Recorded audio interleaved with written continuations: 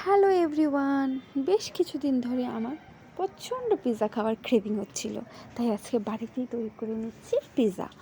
রেসিপিটা তোমাদের সাথে শেয়ার করে নিচ্ছি। প্রথমে তৈরি করব পিৎজা বেস। এর জন্য চাই আমার গরম জল আর 1 চামচ চিনি।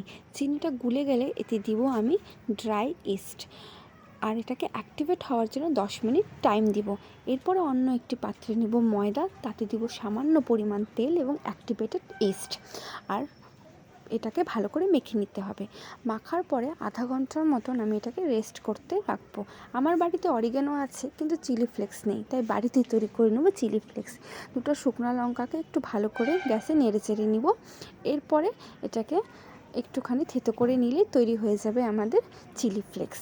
চিলি ফ্লেক্সের মতন আজকে চিজও নেই, সেটাও বাড়িতে তৈরি করব। এর জন্য আমরা নিব অল্প একটু বাটার, তার মধ্যে দিব 1 চামচ ময়দাটা ভালো করে নেড়ে ছেড়ে নিব।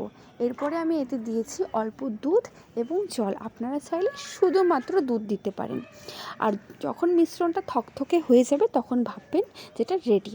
পিৎজা সসটা আমি বাড়িতে তৈরি করি খুব সিম্পলভাবে।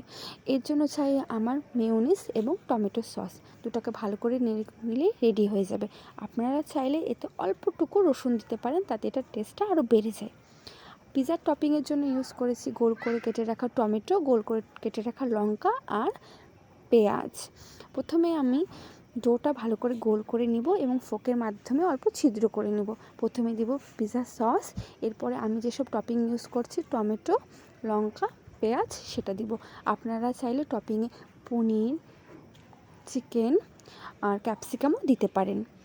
এরপরে এর উপরে আমি দিয়ে দিব সেই তৈরি করে রাখা ময়দা দিয়ে চিজ, আর দিয়ে দিব অরিগ্যানো এবং চিলি ফ্লেক্স। আপনারা চাইলে এটা পরে ইউজ করতে পারেন। আজকে পিৎজাটা আমি এয়ার ফ্রায়ারে তৈরি করব। সেটার জন্য নিব আমি 180 ডিগ্রি সেলসিয়াসে 8 মিনিটের জন্য দিলে আমার পিৎজা তৈরি হয়ে যাবে। আপনারা চাইলে গ্যাসেও তৈরি করতে পারেন। টাটা।